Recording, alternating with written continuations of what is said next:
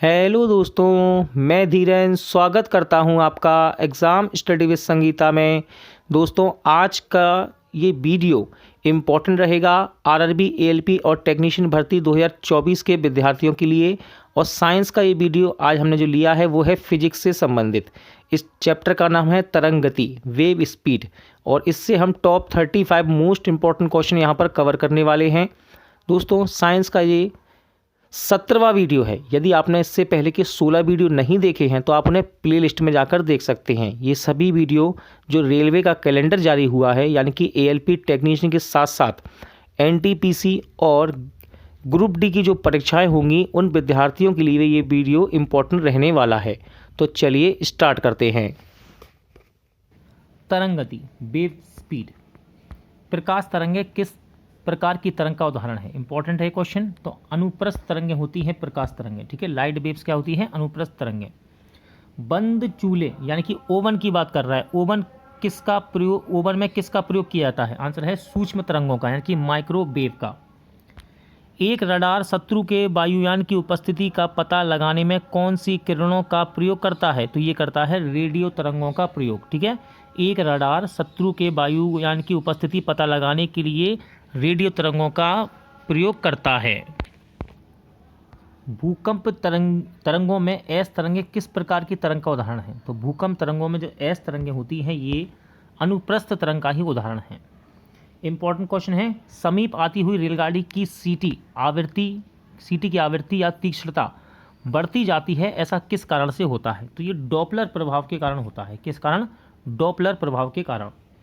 रात्रि दृष्टि उपकरण यानी कि नाइट विजन डिवाइस में प्रयोग की जाने वाली तरंग कौन सी है? तो ये होती है इंफ्रारेड वेव्स, यानी कि अवरक्त तरंगें होती हैं ये।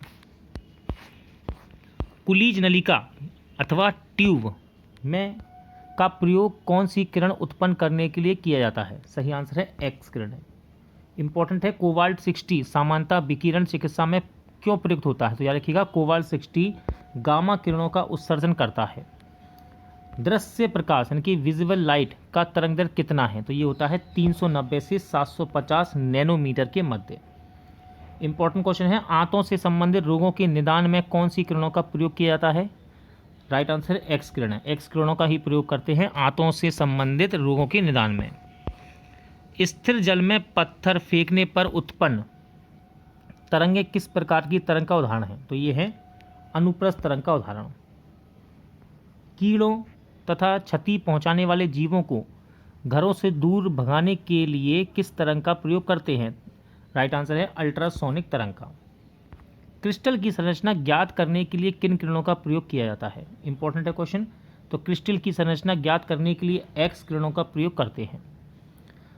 अल्ट्रासाउंड तरंगें किस प्रकार की तरंग का उदाहरण है? तो अल्ट्रासाउंड तरंगें अनुदैर्ध्य तरंग का उदाहरण होती हैं। किसका? अनुदैर्ध्य तरंग का।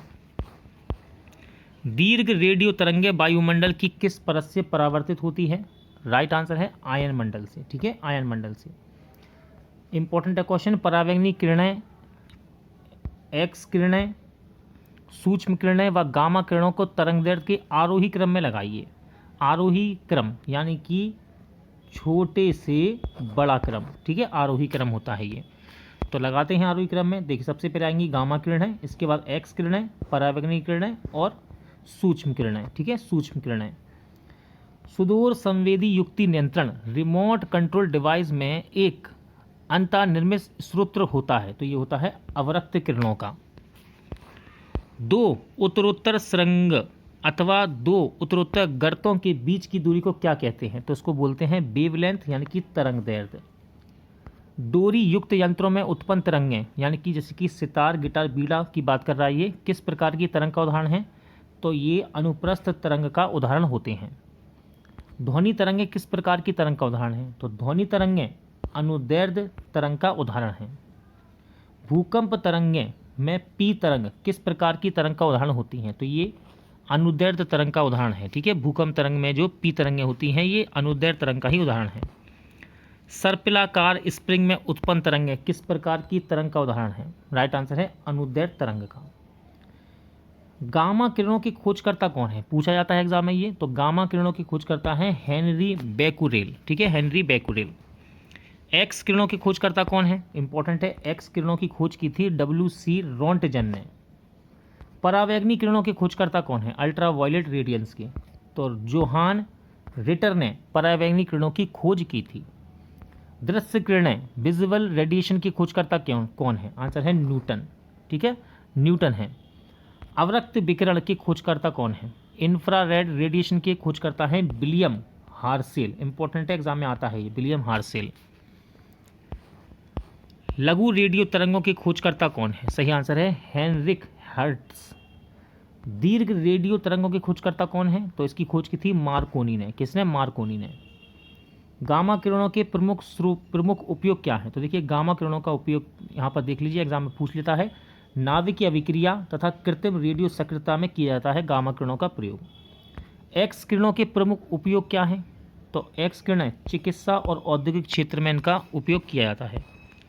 परावैंगनी किरणों के प्रमुख उपयोग क्या हैं, तो सिकाई करने में, प्रकाश विद्युत प्रभाव उत्पन्न करने में और जीवाणु को नष्ट करने में परावैंगनी यानी कि अल्ट्रावायलेट रेडिएशन का प्रयोग करते हैं।